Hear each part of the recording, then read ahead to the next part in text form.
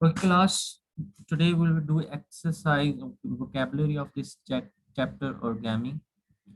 ये बच्चे आपकी कुछ स्टेटमेंट्स लिखी हुई हैं जो आपकी स्टेटमेंट्स के अंदर ब्लैंक वर्ड है वहाँ वहाँ पे हमने वो वाले वर्ड फिल करने हैं जो चैप्टर में इससे रिलेटेड मीनिंग आए हैं।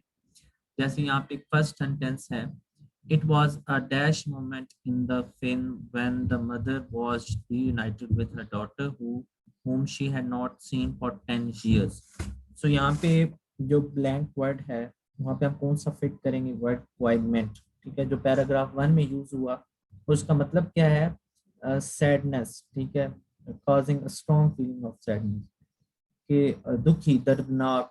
ठीक है, तो यहाँ पे अब देखें हमें क्या कौन सा वर्ड चाहिए, दर्दनाक, क्योंकि वो बच्ची माँ जो है अपनी बच्ची के साथ 10 साल बाद मिली। So it was a sad moment. So यहाँ पे हम कौन सा वर्ड यूज करेंगे, quite. Tariq always has to be different, he never does anything in a dash वे।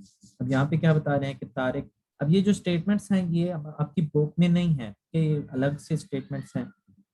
इनमें हमने वो वाले मीनिंग यूज करने हैं जो बुक में मीनिंग यूज किए गए हैं, वो वाले वर्ड्स हम यूज करने हैं। So Tariq has to be different, he never does anything in a dash. अब यहाँ पे बुक में एक वर्ड आया कन्वेंशनल। ठीक है, कन्वेंशनल का क्या मतलब होता है, ट्रेडिशनल। ठीक है, जो सब करते हैं। तो यहाँ पे क्या लिखा हुआ, Tariq always has to be different, वो डिफरेंट करना चाहता है, इसलिए वो दूसरों की तरह नहीं करना चाहता जो सब करते हैं। तो इसमें कौन सा वर्ड यूज किया गया बुक में, पैराग्राफ में, कन्वेंशनल। सो नेक्स्ट है आपका, the dash in a harbour following the oil spill from tanker was very sad to see. So ये क्या है कि dash in the harbour following the oil spill from the tanker, oil जो है tanker से spill out हुआ, बाहर निकल आया, तो उसकी वजह से क्या हुआ, जो हार्बर है वो क्या हो गया। अब जाहिर सी बात है, ऑयल जब बाहर निकलेगा तो वो क्या हो जाएगा, गंदा हो जाएगा। तो इसके लिए कौन सा वर्ड यूज किया गया, कंटेमिनेटेड, कंटेमिनेशन। ठीक है, the contamination in the harbour following the oil. So contamination का क्या मतलब है कि जो चीज पोल्यूट कर दे, आलूदगी फैला दे। ठीक है, गंदा हो जाए उससे। सो यहाँ पे वर्ड जो यूज किया गया कंटेमिनेशन, और कहाँ पे यूज किया गया कंटेमिनेशन, जो एटॉमिक बॉम्ब की वजह से जो एयर पोल्यूट हुई, कंटेमिनेट हुई, उसकी वजह से बीमारी फैली। सो वहाँ पे यूज किया गया था पैराग्राफ 3। सो नेक्स्ट है, tragically war always seem to involve dash. भाई tragically war always seem, wars हमेशा किस में इन्वॉल्व होती है, वॉर जो वॉर होती है, जंग होती है, वो हमेशा जो है उसके क्या असरात होते हैं, किस चीज में इन्वॉल्व, किस चीज पे बेस करती है। तो बुक में एक वर्ड यूज किया गया, एट्रोसिटी। एट्रोसिटी का क्या मतलब है, वेरी टेरेबल और क्रूअल एक्ट। ठीक है, बहुत ही भयानक और जो है जुल्माना एक्ट। ठीक है, एक्शन। सो वॉर जो है हमेशा इसी पे बेस करती है, क्रूएल और टेरेबल एक्ट पे। तो इसलिए हम यहाँ पे क्या रखेंगे, atrocity. So your hard work this term has been and dash to us all, hammer, well done। अब यहाँ पे क्या कह रहा है, ये इसको वेल डन कह रहा है कि तुम्हारी जो हार्ड वर्क है वो हमारे लिए क्या साबित हुई। ठीक है, तो यहाँ क्या लिखेंगे, इंस्पायरेशन। क्योंकि बुक में भी पैराग्राफ 5 में इंस्पायरेशन यूज किया गया। कहाँ पे यूज किया गया, जब वो उसने विश की, अपनी विश को चेंज किया, और विश उसने अपनी चेंज करके दूसरे बच्चों के लिए क्या है, inspiration they. So the sculpture was finally dashed after the sculptor had worked on it for 16 long years. So इधर हम क्या यूज करेंगे, sculptor was finally। अब यहाँ पे क्या, इसका मतलब क्या है कि जो स्कल्पचर है, जो तस्वीर है, मुजस्मा है, जो वो सामने आया। ठीक है, after the sculptor had work on it, जो स्कल्पटर है, जो उसका बनाने वाला है, मुजस्मा निगार है, उसने उसको 16 साल बाद उस पर काम किया। तो इधर हम कौन सा वर्ड यूज करेंगे, अनवील। ठीक है, अनवील का क्या मतलब है, मतलब फाइनली अनवील, डिस्प्लेड। ठीक है, फाइनली उसको शो उसने किया। So the next sentence is the fire at the factory was so fierce that it was 50 hours before it was finally dashed. ठीक है, तो अब ये फायर की बात करें, at a fire actually was fierce that it was 50 hours before it was finally extinguished. ठीक है, extinguish का क्या मतलब है कि सामने आना. ठीक है, then the sentence is the athlete taking part in the Olympics was devastated to dash from the race. She thought that she had won because she had made a false start. अब ये क्या, athlete taking part in Olympic was devastated to be dash. ठीक है कि जो athlete है Olympics में participate करता है, वो उसकी क्या सोच थी कि वो जीत जाएगा, लेकिन उसकी फॉल्स स्टार्ट, गलत स्टार्ट लेने की वजह से वो उसको क्या कर दिया गया. इधर हम कौन सा वर्ड यूज करेंगे, एलिमिनेटेड. ठीक है, निकाल देना, एलिमिनेट कर देना, निकाल दिया गया उसे, जो है रेस से ही निकाल दिया, क्योंकि उसने गलत स्टार्ट किया. ठीक है, उसने स्टार्ट ही गलत किया. तो ये आपके कुछ वर्ड्स थे जो यहाँ पे मिसिंग वर्ड हैं, जो आपने इधर बुक पे इनको लिख लेना है, इनके आमने सामने आपसे यहाँ पे लिखे हुए हैं, या आप जिसके पास बुक नहीं है वो कॉपीज, नीट कॉपीज पे कर लें. So your next writing task is about a poem writing. A shape poem for peace. So what you have to do is, यहाँ पे एक पिक्चर बनी हुई है डव. ठीक है, इसके ऊपर क्या लिखा हुआ है, peace, weaving wings of peace, wrap around me, above and below me, inside and outside me like a golden thread. अब ये जो है एक डव बनाई हुई और ये पीस के बारे में है. ठीक है, मतलब यह है कि मेन जो थीम है पोएम का वो किससे रिलेटेड होना चाहिए, अमन से. आपने बुक में भी अमन के बारे में बहुत कुछ पढ़ा. ठीक है, इस चैप्टर में. सो यहाँ पे भी कुछ वर्ड्स लिखे हुए हैं. ठीक है, ये उन्होंने जस्ट फॉर एग्जाम्पल दिए हैं. सो ये आपने एक पोएम जनरेट करना है और ये आपने अपनी नीट कॉपीज पे करना है काम. ठीक है, so what you have to do is, आपने क्या करना है, एक इसी तरह की पिक्चर बनानी है. ठीक है, डव की इसी तरह की एक पिक्चर बनानी है डव की. तो ये वर्ड्स जो लिखे हुए हैं ऊपर, इनको जस्ट एन आइडिया लेना है, ये सेम कॉपी करके नहीं लिखने, बस इनको आप ऐसा ले सकते हैं हिंट. ठीक है, peace, weaving wing of peace, wrap around me, above and below me, inside and outside me, long gold thread.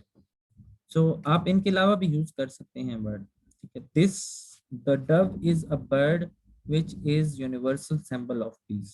ठीक है, जो डव है वो एक सिंबल है पीस का. Here is a shape poem for peace. The poem is made up of picture of a dove around which the written symbol non-rhyming poem about peace. ठीक है, और ये नॉन राइमिंग है. राइमिंग वो होती है जो जिसके एंड पे सेम साउंड प्रोड्यूस होती है. ठीक है, जिसके एंड पे सेम साउंड प्रोड्यूस होती है, वो राइमिंग होती है.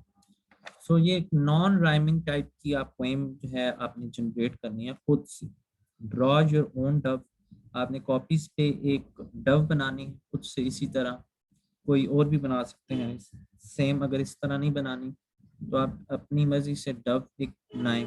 Colour it in a shape which you think inappropriate to peace. अब उसके अंदर एक लाइट कलर से करें. ठीक है, बहुत डार्क नहीं, लाइट से कलर करें उसके अंदर, जो आप समझते हैं कि पीस, जिससे बिल्कुल अमन जाहिर हो रहा हो. ठीक है, तो पीस का कलर क्या होता है, एक तो वाइट भी होता है पीस का कलर. ठीक है, आप उसको लाइट ग्रीन भी कर सकते हैं, उसको आप लाइट ब्राउन भी कर सकते हैं. सो आप इस तरह डिफरेंट कलर करके, ये आपकी क्रिएटिव राइटिंग है. You have to do it on your own. फिर आपने क्या करना है, now write down words and phrases which are associated with the peace and choose most effective. अब पीस से रिलेटेड आपने कुछ लाइनें लिखनी है. ठीक है, एक पोएम जनरेट करनी है आपने, उसको एक छोटी सी पोएम की शेप देनी है. ठीक है, और आपने उसको क्या करना है, कुछ वर्ड्स लिखने हैं, वर्ड्स लिख के पीस से जो रिलेटेड है, ठीक है। आप इसके आगे एग्जांपल दी होंगी, आपने उसको जस्ट एज अ हिंट लेना है। Experiment with words which sound gentle and peace. You could use inspiration of Syndeco movement in ideas. Think metaphor, weaving wings of the peace. Think similes. अब ये metaphor और similes जो है, I think आपको पढ़ाए जा चुके हैं। metaphor जो है क्या होता है, comparison होता है, simile भी comparison होता है, और metaphor two unlike things, comparison of two unlike things, जिसमें एज और लाइक आए, वो क्या होता है, सिमिलीज होते हैं। सो ये आपने यूज करनी है वर्ड्स, इन वर्ड्स को यूज करना है। Tranquillity, serenity, harmony, unity, Amity, ठीक है। ये कौन से वर्ड्स हैं जो पीस से रिलेटेड हैं, ठीक है, वो आपने वर्ड यूज करते हैं। इनके अलावा भी आप कुछ वर्ड यूज कर सकते हैं। The warm gold of friendship, अब यहाँ पे दी हुई है sample. A warm gold of friendship, no more war, fly high on the wings of peace, ठीक है। अब ये क्या सिंबलाइज कर रहा है, पीस को। Let us love one another, ठीक है, एक दूसरे से हमें मोहब्बत करनी चाहिए, ठीक है, और जंगें नहीं होनी चाहिए, और fly high on the wings of the peace, और पीस को जो है अपने परों को फैला के चल उड़ाने दो, ठीक है। मतलब ये है कि आपने जो पोएम जनरेट करनी है उसमें आपका जो मेन फोकस है वो किस पे होना चाहिए, पीस पे। से with the Dove of peace, prayers, ठीक है। तो ये तमाम जो वर्ड हैं ये क्या शो कर रहे हैं, पीस को, ठीक है। Now carefully write out your peace poem around your dove, ठीक है। आपने उस डव जो बनानी है उसके इर्द गिर्द ही लिख लें, या जिधर आप पिक्चर बनाएंगे डव की उसके नीचे जो है एक छोटा सा पैराग्राफ की पोएम की शेप में, ठीक है। पोएम पता है ना आपको किस तरह लिखते हैं, वर्सेस में लिखते हैं, ठीक है। इस तरह दो दो वर्स करके आप लिखते हैं। शॉर्ट सी आपने पोएम लिखनी है, शॉर्ट सी, ठीक है, मीनिंगफुल हो थोड़ी, और जस्ट एक आपने ट्राई करनी है, आपकी क्रिएटिव राइटिंग है। So finally look at all the shapes the poem produce in class and make. So आप इसको जब बना लेंगे, अपनी कॉपीज पे कर लेंगे, तो आपकी है ये जिसकी अच्छी हुई वो डिस्प्ले की जाएगी क्लास में in front of others. तो आपने सब ने अपने बिहाफ पे ये करना है, ठीक है, विदाउट एनी हेल्प। आपकी क्रिएटिव राइटिंग है, आप इस पे सोचें।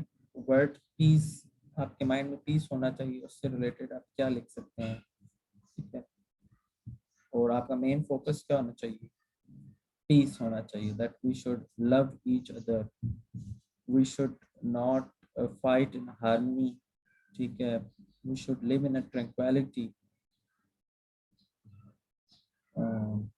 और आप क्या इसमें सोच सकते हैं, ठीक है। We should respect the rights of other. We should have to give a right to other, ठीक है। तो ये आपने इस तरह की जो है ना कुछ पोएम वर्सेस टाइप बनानी है कॉपीज पे। सो नाउ आपकी डायरी आज की काम की क्या है कि वोकैबुलरी आपने किस पे कर लेनी है, बुक पे कर लेनी है आपने वोकैबुलरी। सो आपने कॉपीज पे काम क्या करना है कि आपने हेडिंग देनी है, हेडिंग देनी है शेप पोएम फॉर पीस। सो आपने क्या करना है कि इसके अंदर एक डव बनानी है कॉपी पे, ठीक है, और आपने उसके साथ जिस तरह ये लिखा हुआ है ना इसके इर्द गिर्द या छोटी सी पोएम जनरेट हुई, इस तरह भी कर सकते हैं। और आप अगर इस तरह नहीं करना चाहते तो आप यहाँ पे ये डव बनाएंगे पेपर पे अपनी कॉपी पे, और फिर इसके नीचे इधर हेडिंग देके पोएम, और नीचे 4-5 लाइनें जो हैं जितनी आप वर्सेस लिखें वो आप इस जगह पे लिख सकते हैं उस डव के नीचे, ठीक है। So this is your notebook work, you have to do it on your copy.